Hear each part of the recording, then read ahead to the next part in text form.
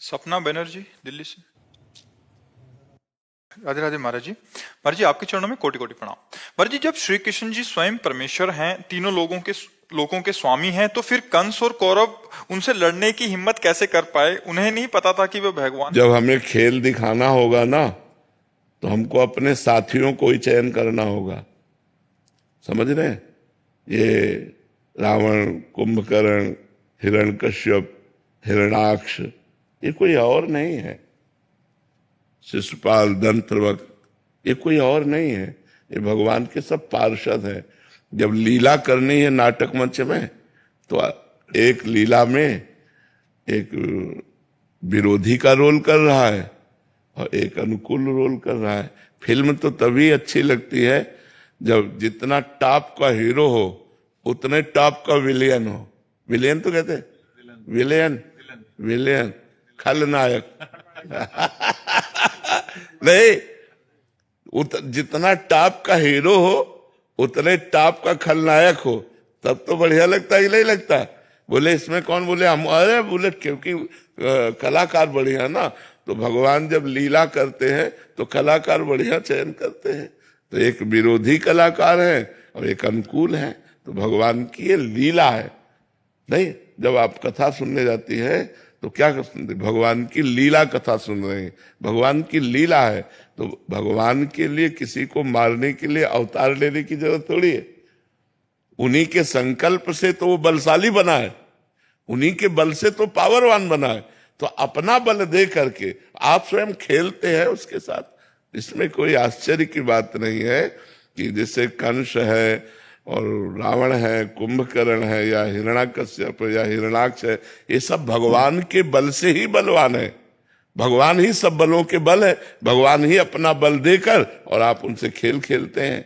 बकाया भगवान के समान कोई है नहीं, और भगवान को किसी के मारने के लिए अवतार लेने की जरूरत नहीं। लेकिन अवतार लेकर लीला करते हैं, हम गायन करके परम पद को जाते हैं। भगवान अवतार लेते हैं। अगर अवतार ना लिए होते और लीला ना होती तो हम कैसे लीला गायन करते, कैसे लीला श्रवण करते, कैसे हमारी भगवान में रुचि होती? क्योंकि भगवान प्रगट में तो दिखाई नहीं दे रहे, तो प्रगट में उनकी लीला कथा ही है कि भगवान देव की वसुदेव के यहाँ जन्मे, भगवान ऐसा किया, भगवान। तो हम सुन सुन करके भगवान में अपने चित्त को लगा करके और हम परम पद को प्राप्त होते हैं। भगवान की लीला कथा सुनने मात्र से जीव का कल्याण हो जाता है। तो इसलिए भगवान अवतार लेकर लीला किए। नहीं, भगवान को मारने के लिए क्या देर लगनी? कंस का दिल फेल कर देते, दिल फेल कर देते। जिस समय देवकी जी के केस पकड़ करके मारने के लिए उद्यत था, उसी समय दिल फेल कर देते, हृदय फेल कर देते, खत्म हो गया। लेकिन भगवान ऐसा नहीं करते। भगवान उसको और पावर देते हैं और बल देते हैं, और फिर अपने बल का दर्शन कराकर उसका मर्दन कर देते हैं। तो हम लोग जय जयकार करते हैं उनकी। एक उनका खेल है, एक उनकी क्रीड़ा है, बकाया दो नहीं है। जय विजय ही तो कुंभकर्ण और रावण बनते हैं, शिशुपाल और दंतवक्र बनते हैं। जय विजय ही हिरण्यकश्यप और हिरणाक्ष बनते हैं। ये भगवान के पार्षद ही तो है, दिव्य पार्षद है भगवान के। तो भगवान की ये मंगलमयी लीला है जो भगवान करके हमें गाने और सुनने का सौभाग्य देते हैं। बकाया उनके लिए कुछ नहीं है। एक संकल्प मात्र से अनंत ब्रह्मांडों का सृजन हो जाता है। ब्रह्मांड जो है 7 लोक ऊपर के 7 नीचे के मिला के एक ब्रह्मांड है। और देखरावा माते तीन अद्भुत रूप अखंड, रोम रोम प्रतिलागे कोटि कोटि ब्रह्मांड। एक रोम रोम में करोड़ करोड़ ब्रह्मांड लगे। ऐसे भगवान है, उनकी महिमा। एक कंस हो, ये सब क्या है? ऐसे है जैसे चींटी को मसल दो, भगवान के लिए ऐसे है। तो लड़ते हुए दिखाई दे रहे, भागते हुए दिखाई दे रहे, रण छोड़ भगवान भी तो बने। जब काल यवन आक्रमण किया तो भगवान छोड़ के भगे के लिए। ये उनकी लीलाएं हैं जिनका हम गायन करके परम पवित्र होते हैं। उनके लिए कुछ नहीं, उनके लिए कुछ नहीं। सब भगवत प्राप्ति भी, सबका भगवत प्राप्ति भी हो। हाँ, भगवत प्राप्ति के लिए ही ये लीला कथा है। खूब लीला कथा सुनो और नाम जप करो, इसी से भगवत प्राप्ति हो जाएगी। मथुरा की ब्राह्मण पत्नियां थी, भगवान की लीला कथा सुनकर ही भगवत प्राप्त हो गई। भगवान की लीला कथा सुनकर धुंधकारी भगवत प्राप्त हो गया। खूब नाम जप करो, भगवान की लीला कथा सुनो। महामंडलेश्वर डॉक्टर स्वामी परमानंद जी महाराज, राधे राधे महाराज जी। महाराज जी कोटि कोटि प्रणाम। महाराज जी, दृष्टा भाव में निरंतरता नहीं बन पाती, पुनः पुनः कर्ता भोक्ता भाव में आ जाते हैं, जबकि लक्ष्य तो दृष्टा भाव से ऊपर उठकर स्वयं में लेकिन स्थापित। हमें ये देखना कि कर्ता भोक्ता है कौन? हम है ही नहीं ना। कर्ता भोक्ता है कौन? अंतःकरण चतुष्टय और ज्ञानेंद्रियां, तभी तो हम दृष्टा हैं। तो दृष्टा भाव हमको बार बार स्मृति में लाना पड़ेगा। जैसे बहुत अच्छा भोजन पाया, तुरंत काटना पड़ेगा। रसेंद्री ने मन के साथ मिलकर के अहंकार को अनुभव करा रही। जो अहंकार अंतःकरण चतुष्टय में देहाभिमान है, उसको अनुभव करा रही। मैं तो देखने वाला हूं, मेरे को इस बात से क्या लेना देना। मैंने बहुत अच्छा दृश्य देखा, मैंने बहुत अच्छी बात सुनी, मैंने बहुत अच्छा बोला। नहीं नहीं, मैंने बहुत अच्छा, ये तो बुद्धि की चातुर्यता है जो वहां केंद्र से बुलवाया है। मैं तो इसका दृष्टा मात्र हूं। और हर समय लगे रहना चाहिए ना। अध्यात्म नित्या, हर समय अपने स्वरूप में लगे रहना चाहिए। यही तो है निरंतरता। भाई आत्मरति का तात्पर्य है यही कि हर समय विवेक के द्वारा हम काटते रहें, बस काटते रहना है। नहीं, स्थूल शरीर, सूक्ष्म शरीर, कारण शरीर को समझ लेना है। और समझ करके जो भी क्रियाओं में कर्ता भाव आरोपित होता है, क्योंकि पूर्वाभ्यास रहा है, तो उसको स्वीकार करना। तो जहां वो स्वीकृति करता काट दो, बस यही ज्ञान है।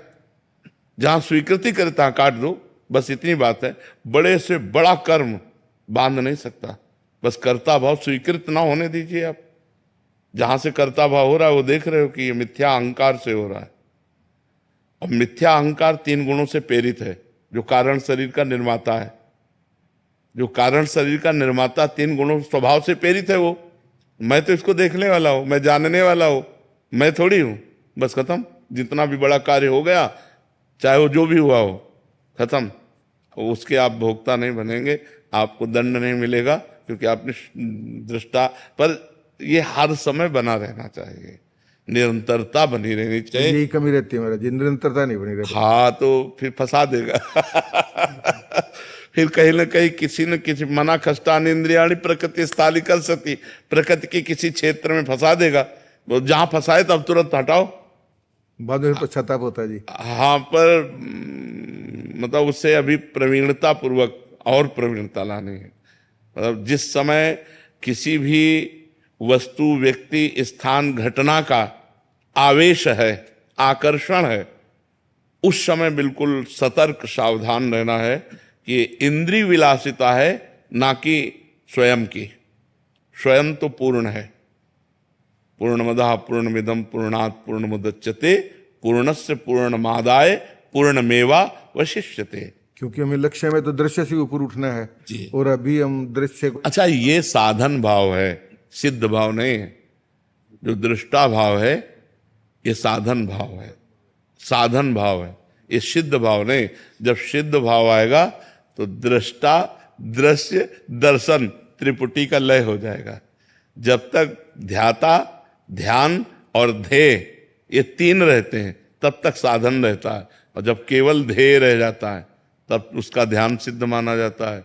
और जब केवल स्वरूप रह जाता है, दृष्टा दृश्य है, तभी तो दृष्टा है। अब दृश्य नहीं बचा, सर्वम खलमिदम ब्रह्म, तो फिर दृश्य क्या? जब दृश्य नहीं बचा तो दृष्टा कहां बचा? तो वही है, तत्त्वम असि, तुम वही हो। तो जो भी है सब वही। तो आपका आशीर्वाद बना रही, साधन पुष्ट हो जाए हमारा। नहीं, बहुत कृपा है आपके ऊपर गुरुदेव की, प्रभु की बड़ी कृपा है कि आप बड़ी सूक्ष्मता से चल रहे हो। बस असंगो हम पुरुषा, असंग रहिए।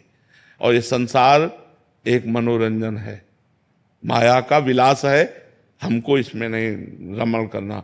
तो असंगो हम पुरुषा, असंग। जिसके मन में आ गया कि हम संसार सुधारेंगे, वो भ्रष्ट जरूर हो जाएगा। क्योंकि संसार को सुधारना नहीं है, संसार को भगवत स्वरूप देखना है। वासुदेवा स्वमित्र। तो सुधारना किसको हुआ? अपने को। संसार सीय राम में सब जग जानी भक्ति, सर्वम खलमिदम ब्रह्म ज्ञान। तो तो हम ब्रह्म को सुधारेंगे क्या? अगर हम इन अब श्रेष्ठता का गुण लेकर और इनमें लघुता का गुण लेकर सुधारने की भावना की, तुम अपनी भ्रष्ट होने का मतलब होता है अपनी स्थिति से च्युत हो जाना। हमारी स्थिति है तब मानी जाएगी जब बहुनाम जन्मनावन्ते, भगवान कह रहे हैं बहुत जन्मों की साधना के बाद ज्ञानवान माम प्रपद्यते वासुदेवास्तरमिति स महात्मा दुर्लभा, सब वासुदेव हैं ऐसा मानना। तो असंग रहे, नहीं तो दृष्टा भाव नहीं रह पाएंगे। जहां संग किया तो दृष्टा कहां रह पाओगे? दृष्टा तो असंग होकर के होता है, शरीर से असंग, मन से असंग, इंद्रियों से असंग, तो बाहरी संग से भी तो असंग रहना है, नहीं तो फंस जाओ। बाहरी संग हुआ, दृष्टा भाव भूल गए तो फंस जाओगे। कहीं ना कहीं ममता मोह राग का अपनेपन का आरोप हो जाएगा, जैसे अपने शरीर से अपनेपन का।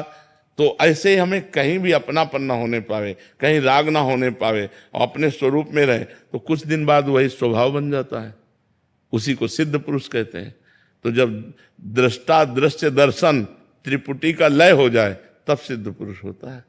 एक ही परम तत्व है, खत्म दृष्टा भाव भी खत्म। अब वही ब्रह्म मई यज्ञ हो रही, अब भोजन पा रहा है, अब वो दृष्टा भाव में नहीं, भोजन भी ब्रह्म है, पाने की क्रिया भी ब्रह्म है, पचा भी ब्रह्म रहा है, ब्रह्म में है। ब्रह्माग्नि ब्रह्मणा होता हो, जो गीता जी में श्लोक लिखा है, ब्रह्म हवीर है, वही होता है, वही भोगता है, वही यज्ञ है, वही सब खत्म खेल। महाराज जी, शरणागत के जीवन में कृपा से ये स्थिति स्वाभाविक आ जाती है। हमें तो लगता है कि सत्संग, शास्त्र स्वाध्याय और भजन, तीन बातें जीवन में जरूर होनी चाहिए। नेत्र, श्रवणेन्द्री, वाकेंद्री, तीन का संयम होना चाहिए। व्यभिचार, व्यसन, कुसंग, तीन बातों का त्याग होना चाहिए, तभी बात बनेगी, तभी त्रिगुण माया पर विजय प्राप्त कर लेंगे। अगर हम केवल ऐसे सोचते हैं कि प्रभु के शरणागत हैं और हम भजन नहीं करते, शास्त्र स्वाध्याय नहीं करते, संत संग नहीं करते, तो ये बात सिद्ध नहीं हो पाएगी। जो बात हम स्वीकार करें उसकी परिपक्व अवस्था भी तो होनी चाहिए। तो वो परिपक्व अवस्था होगी सत्संग के द्वारा, भजन के द्वारा। साधन को हरि भजन है मुख्य, कै सत्संग सहाय। तो सत्संग दो से होता है, एक शास्त्र से भी होता है और एक संत जनों से भी होता है। तो शास्त्र वेदा अध्ययन या वेद के जो बड़े बड़े ब्रह्म ऋषियों ने छोटे छोटे सूत्र निकाले उनका अध्ययन, वेदो नित्य मधीयताम, वेद उपनिषद शास्त्र पुराण महाभारत ग्रंथों का जब हम अध्ययन करते हैं तो हमारी बुद्धि पवित्र हो जाती है, और पवित्र बुद्धि भगवान की शरण में होती है, और अपवित्र बुद्धि माया का स्वाद लेना चाहती है। तो शास्त्र स्वाध्याय, सत्संग और खूब डट के नाम जप, ये तीन हो। श्रवणेन्द्री बचाओ, किसी की निंदा स्तुति ना सुने। नेत्रेंद्री बचाओ, किसी के दोष दर्शन न करे। वाकेंद्री बचाओ कि कोई अपराध जनित भाषा, निंदा आदि दुखद वाणी ना बोले। और बहुत आनंद पूर्वक जीवन व्यतीत होगा यदि व्यभिचार छूट जाए, व्यसन छूट जाए। क्योंकि हमारी जो वृत्तियां हैं ना, वो 4 दिन भजन किए फिर कोई पाप कर लिए, 4 दिन संयम से रहे फिर, तो वो अनुभव नहीं कर पाता। चल तो रहा है लेकिन उसे आनंद का अनुभव नहीं होगा, और आनंद का जब तक अनुभव नहीं होगा तब तक आप अध्यात्म की तरफ दौड़ नहीं लगा पाएंगे। निज सुख बिन मन होई कि थीरा। निज सुख माने आत्म सुख, भगवत सुख। जब तक भगवदानंद का अनुभव नहीं होगा तब तक मन स्थिर नहीं होगा। इसलिए हमको चाहिए कि बहुत दीर्घ काल तक अपनी इंद्रियों को बचा के रखे भोगों से, तब जाके भगवदानंद का अनुभव